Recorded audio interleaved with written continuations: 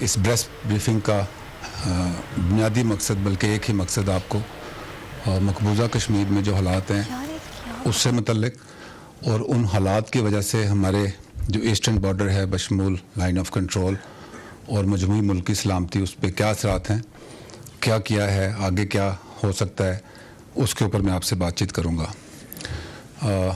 Incidentally 3 تاریخ کو corps commander conference بھی ہوئی، اس میں بھی یہ بات چیت ہوئی، تو اس دن میں نے سوچا کہ پریس ریلیز کرنے کے بجائے میں آپ سے بات چیت کروں اور جو آج بات چیت کرنی ہے اس دن کرتا، لیکن پھر کوئی مصروفیت ہو گئی تو آج اس کور کمانڈر کانفرنس کی جو پریس ریلیز نہیں ہوئی تھی تو اس کی بات چیت بھی اس کا حصہ ہوگی۔ تھوڑا سا میں آج آپ سے تفصیل میں بات کروں گا، اس کے بعد آپ سے کویشچنز بھی لوں گا۔ کسی بھی ملک کے جو حالات ہوتے ہیں وہ جو اوورآل انوائرمنٹ ہوتی ہیں اس کے مطابق ہوتے ہیں، اور ان انوائرمنٹ کا آپ کی ملکی سلامتی کے اوپر ایک گہرا اثر ہوتا ہے، تعلق ہوتا ہے۔ You can not D link کہ آپ کے ملک کے حالات جو ہیں وہ اوورآل انوائرمنٹ سے کیسے چل رہے ہیں۔ انوائرمنٹ کے پھر 2 پہلو ہیں، ایک انوائرمنٹ آپ کے ریجن کی ہے، خطے کی ہے، اور ایک انوائرمنٹ آپ کی ڈومیسٹک ہے، ملک کے اندر کی ہے۔ اس پہ بہت دفعہ بات چیت ہو چکی کہ ہمارے خطے کی کیا اہمیت ہے، ہماری لوکیشن کی کیا اہمیت ہے۔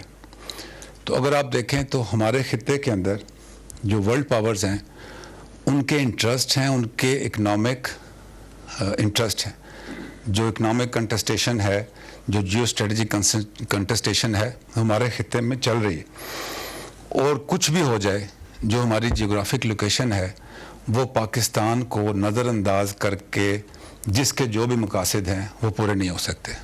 ہم پازیٹیولی ریلیونٹ ہیں ریجن کی انوائرمنٹ میں اور جو ورلڈ پاورز ہیں ان کے انٹرسٹ کے حصول کے لیے۔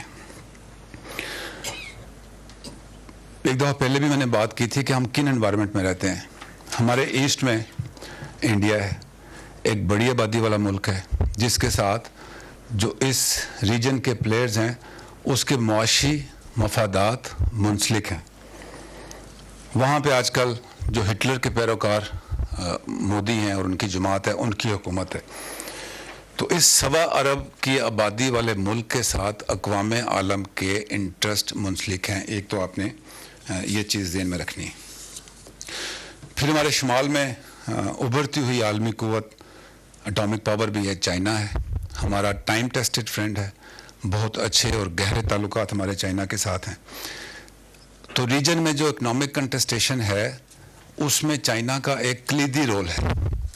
ون بیلٹ ون روڈ کا فلیگ شپ پروجیکٹ سی پیک جو ہے وہ اس خطے سے اور پاکستان کے ذریعے وہ چل رہا ہے۔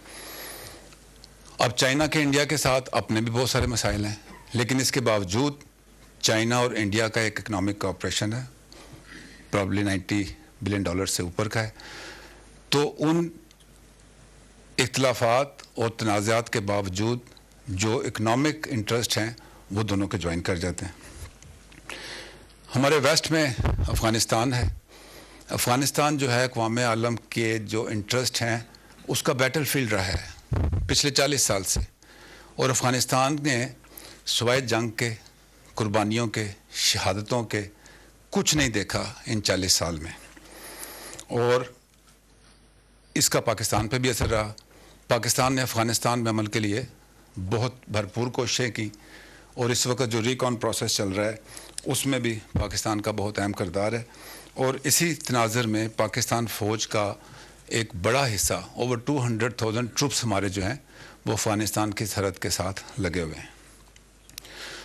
ہمارے جنوب مغرب میں ایران ہے، ایران سے بھی ہمارے بھائیوں والے تعلقات ہیں، لیکن مڈل ایسٹ کے جو انوائرمنٹ ہے اس کے تناظر میں ایران کو اس وقت کچھ مشکلات کا سامنا ہے، لیکن ایران کا خطے کے امن کی طرف ایک بہت اہم کردار ہے جس کو نظر انداز نہیں کیا جا سکتا۔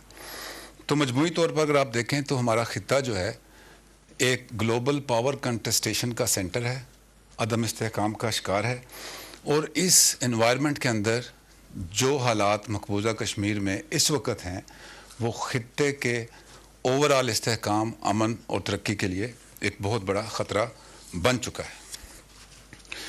اب اگر آپ ہندوستان پہ نظر ڈالیں تو ہندوستان میں جیسے میں نے کہا کہ اس وقت انتہا پسند سوچ جو کہ RSS ہے اور نازیزم کے آئیڈیالوجی ان کی حکومت ہے. ہندوستان میں موجود 22 کروڑ مسلمان، سکھ، عیسائی، دلت اور دوسری اقلیتیں جو ہیں وہ اس وقت اس مائنڈ سیٹ کے ظلم و ستم کا شکار ہے. یہ وہی نظریہ ہے جس نے گاندھی کو قتل کیا، بابری مسجد کو شہید کیا، گجرات میں مسلمانوں کا قتل عام ہوا، لوگوں کو زبردستی ہندو مذہب کی طرف جو ہے وہ کنورٹ کیا جا رہا ہے، اور ایک ایسے حالات ہیں جہاں لوگوں کو نہ مذہبی آزادی ہے نہ معاشرتی آزادی ہے. مقبوضہ کشمیر کے تناظر میں مودی حکومت جو نہرو کا دیا گیا نظریہ تھا کہ کشمیر کو آگے لے کے کیسے چلنا ہے، اس سے بھی منہ موڑ چکی ہے، اور سیکولر ہندوستان اس وقت ایک ایسے فیشسٹ اور انتہا پسندی کے ماحول میں داخل ہو چکا ہے جو کہ خطے کے امن، استحکام اور ترقی کے لیے ایک بہت بڑا خطرہ ہے. اب تھوڑی سی بات پاکستان کی کرتے ہیں. پاکستان نے بھی پچھلے 40 سال میں اور خاص طور پر پچھلے 20 سال میں دہشت گردی کے ناسور کا ہم سب نے مل کے بہت بہادری سے مقابلہ کیا ہے. اس دوران بھی انڈیا نے ہماری توجہ دہشت گردی کے خلاف جنگ سے ہٹانے کے لیے بہت دفعہ مشرقی سرحد کی طرف لے جانے کی کوشش کی، ایسکلیشنز کی، پروووکیشنز کی، اور اس چیز کے باوجود الحمدللہ ہم واحد ملک ہیں اور ہم واحد افواج ہیں کہ جنہوں نے ان تمام چیلنجز کا مقابلہ کیا، اور اس وقت ہمارے ملک میں ریلیٹیو پیس ہے.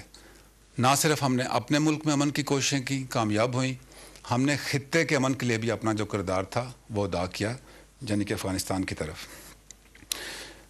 اب ان انوائرمنٹ کے اندر جو مقبوضہ کشمیر میں انڈیا نے ایکشن کیا ہے وہ ایک ایسی جنگ کا بیج بو رہا ہے کہ خطے کے قدم اس وقت امن کی طرف بڑھ رہے ہیں، اور وہ ایک نئی جنگ کے شروع کرنے کا بیج بو رہا ہے.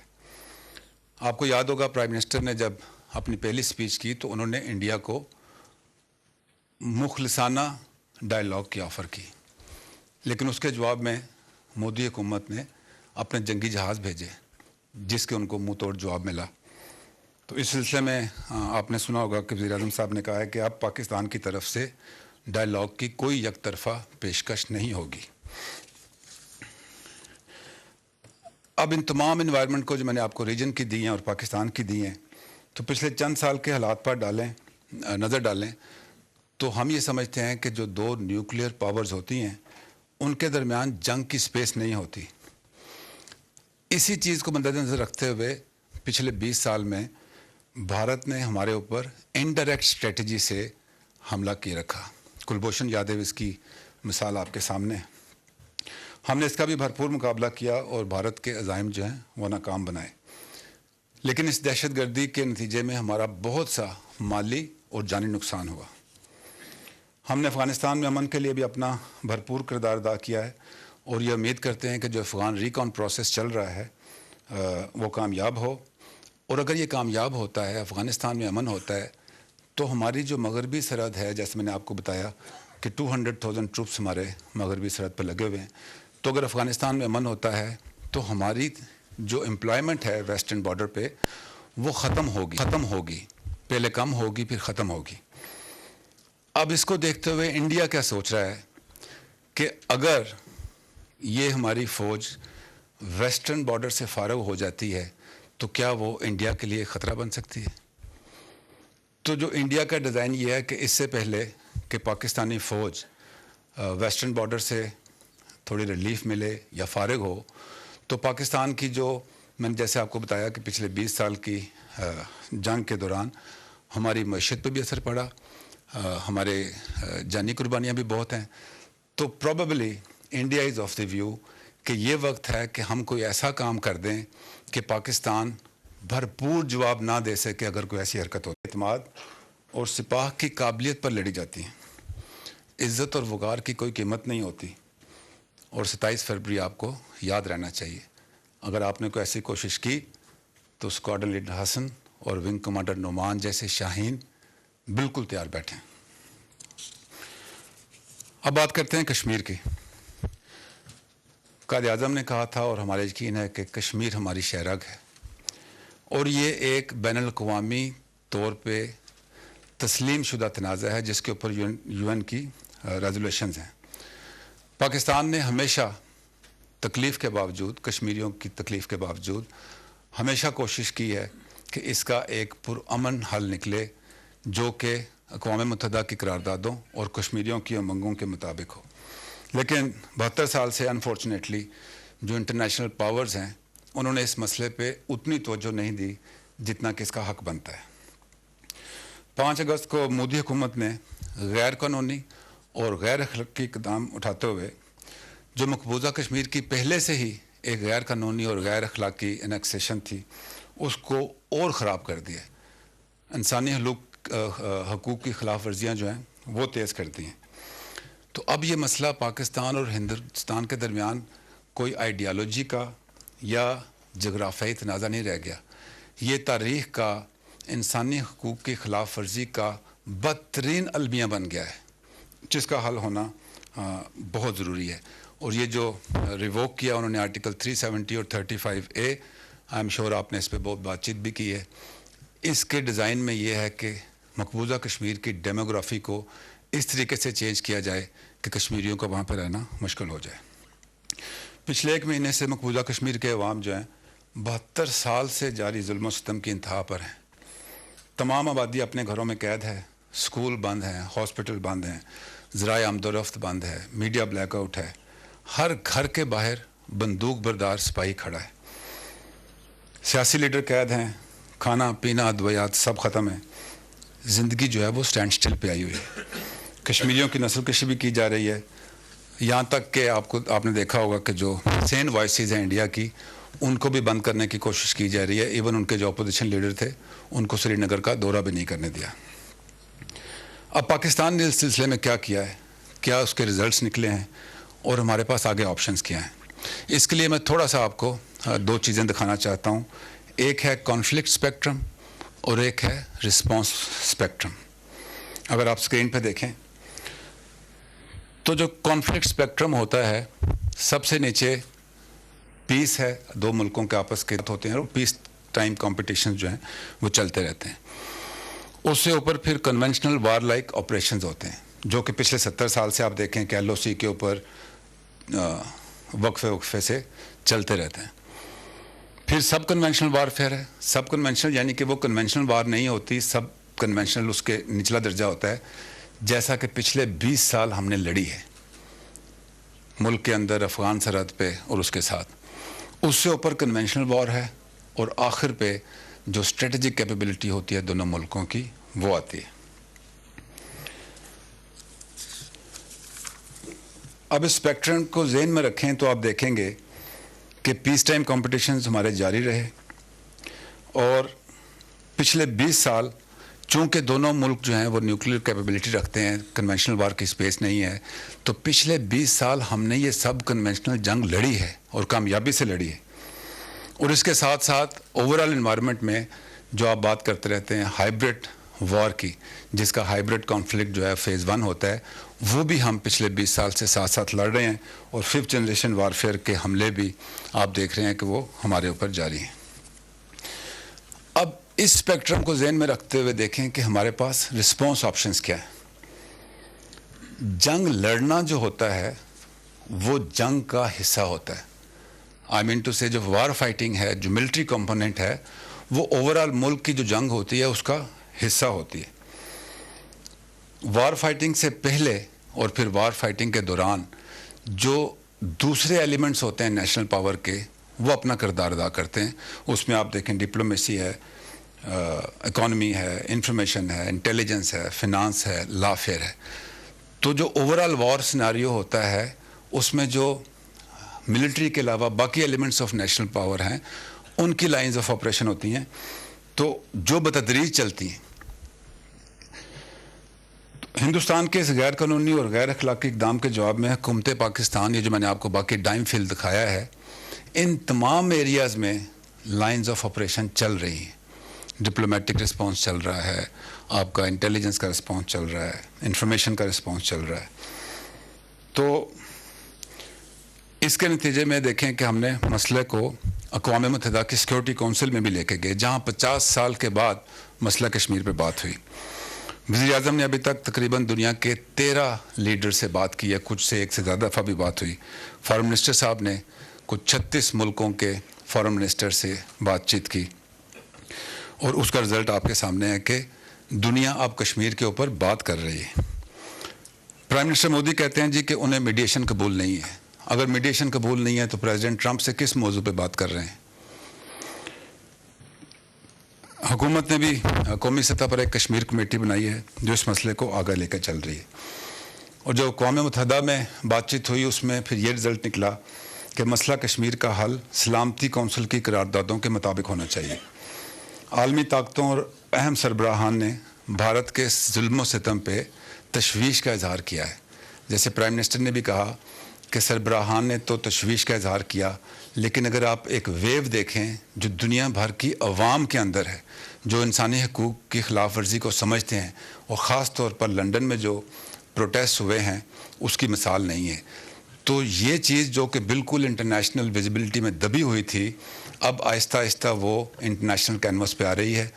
जो कश्मीरी अवाम है उनका तो ज़ाहिर है हमारा इशू है, हमारा उसके साथ एक ताल्लुक़ है, लेकिन बहुत से जो दूसरे मुल्कों की अवाम है वो भी इस इशू को सामने रख रहे हैं।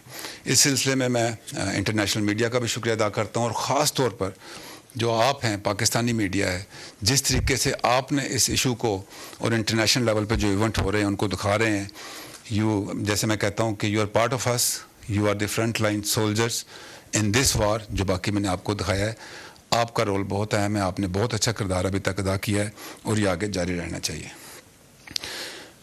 पाकिस्तान के लिए आइंदा का जो वे फॉरवर्ड है वो भारत के 5 अगस्त के किए गए इक़दामात की वापसी तक महदूद नहीं है। आर्टिकल 370 या 35 अल्फ़ा ने कभी भी भारत के कब्ज़े को जायज़ करार नहीं दिया था, और ना ही इन 2 आर्टिकल्स ने मकबूजा कश्मीर के अंदर जो अवाम है उसके ऊपर जुल्म सितम से भारतीय अफवाज को रोका। तो इसके लिए जो हमारी जद्दोजहद है वो कश्मीरियों के हक़ खुदरादियत के हसूल की है। अभी मकबूजा कश्मीर में जो रियासती दहशत गर्दी है इसको ख़त्म होना होगा। कश्मीर का हल हमारा कौमी मफाद है। हमें कोई ऐसा भारतीय इक़दाम कबूल नहीं है जो कि इस इशू को कश्मीरियों के हक़ खुदरादियत की तरफ लेकर ना जाता हो। मकबूजा कश्मीर के जो आजकल के हालात हैं उसके तनाजुर में मोदी गवर्नमेंट पूरी कोशिश करेगी कि वो मकबूजा कश्मीर में अपने जुल्म सितम को बढ़ाए, जिससे इन बिल्ट वायलेंस ऊपर आए, और वो इसको एक दफ़ा फिर दहशत गर्दी के साथ इक्वेट करके कोई ऐसा काम करे कि आज़ादी की जद्दोजहद को दहशत गर्दी का रंग दे। अभी हम इस धोखे में नहीं आएंगे, लेकिन इस सिलसिले में हमारा कोई इनफरादी कदम जो भारत की इस चाल को कामयाब करे, ये ना सिर्फ कश्मीरियों से बल्कि कश्मीर कौस से गद्दारी होगी। हम देख रहे हैं कि मकबूजा कश्मीर में जो जुल्म सितम है उससे तवज्जो हटाने के लिए इस बात के अलावा कोई फॉल्स फ्लैग ऑपरेशन हो सकता है जिसकी प्राइम मिनिस्टर भी बात करते हैं, या कोई लाइन ऑफ कंट्रोल पे इश्तिआल अंगेज़ी हो सकती है। तो इस सिलसिले में भी अगर कोई ऐसा कदम हुआ तो पाकिस्तान इंशाअल्लाह भरपूर जवाब देगा। पाकिस्तान की अफवाज और 22 करोड़ अवाम मकबूजा कश्मीर के हवाले से किसी भी किस्म के हालात के लिए तैयार हैं। हुकूमत अपनी सफारती कोशिशों से दुनिया के ज़मीर को जगाने की कोशिश कर रही है। वज़ीर आज़म भी कह चुके हैं कि पाकिस्तान एक ज़िम्मेदार रियासत है और तनाज़े को उस राह पर नहीं लेकर जाना चाहते जिससे इलाकाई और आलमी अमन ख़तरे में पड़े और दुनिया तबाही के दहाने पर खड़ी हो। इसलिए वक्त है कि अक़वाम आलम और ज़िम्मेदार क़ुव्वतें उसमें अपना किरदार अदा करें। मैं आपके तवसत से मकबूजा कश्मीर के बहादुर कश्मीरियों को ये पैगाम देना चाहता हूँ कि आज़ादी की इस जद्दोजहद में हम आपके साथ खड़े हैं। हमारी सांसें आपके साथ चलती हैं। 72 साल आपने भारतीय दहशत गर्दी का भरपूर मुकाबला किया है। आपकी जद्दोजहद आज़ादी को दहशत गर्दी जैसे नापसंदीदा अमल से ताबीर करने की कोशिश की गई है। आपकी साबित कदमी को सलाम है। हमें आपकी मौजूदा मुश्किलात का भरपूर एहसास है। हम आपके साथ खड़े थे, खड़े हैं और इंशाअल्लाह खड़े रहेंगे, और हमें अपने रब से उम्मीद है और हम इसमें कोशिश भी है कि आप अपना जायज़ हक़ खुदरादियत हासिल करके रहेंगे اور اب اس کا وقت آ پہنچا ہے. ہمیں ضرورت ہے کہ ہم ثابت قدم رہیں. آزادی کی جد و جہد جو ہے وہ بہت لمبی ہوتی ہے. پاکستان کی آزادی کی جد و جہد 1947 میں شروع نہیں ہوئی تھی, 1857 سے شروع ہوئی تھی. اتنی لمبی جد و جہد کر کے ہم نے پاکستان حاصل کیا, اور کشمیر کے لیے بھی خواہ اس مسئلے کا حل کل ہوتا ہے, ہماری عمر کے اندر ہوتا ہے, ہماری عمر کے بعد ہوتا ہے. اس جد و جہد پہ نہ کوئی کمپرومائز ہوگا اور نہ اس میں کوئی کمی آئے گی انشاءاللہ. آخر میں سب سے ضروری بات جو میں آپ کو بتانا چاہتا ہوں کہ کسی بھی ملک کی جو افواج ہوتی ہیں اس کی خود مختاری اور سلامتی کی محافظ ہوتی ہیں.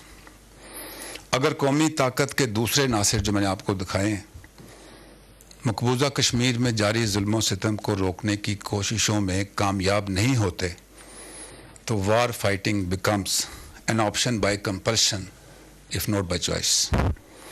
کشمیر ہماری شہ رگ ہے, اس کے لیے ہم کوئی بھی قدم اور کسی بھی انتہا تک جائیں گے خواہ اس کی ہمیں کوئی بھی قیمت ادا کرنی پڑے. پاکستانی عوام, حکومت اور افواج پاکستان پرعزم ہیں اور پرعزم رہیں گے, آخری گولی, آخری سپاہی, آخری سانس تک انشاءاللہ. Now this is up to India and rest of the world to make the choice. Thank you very much.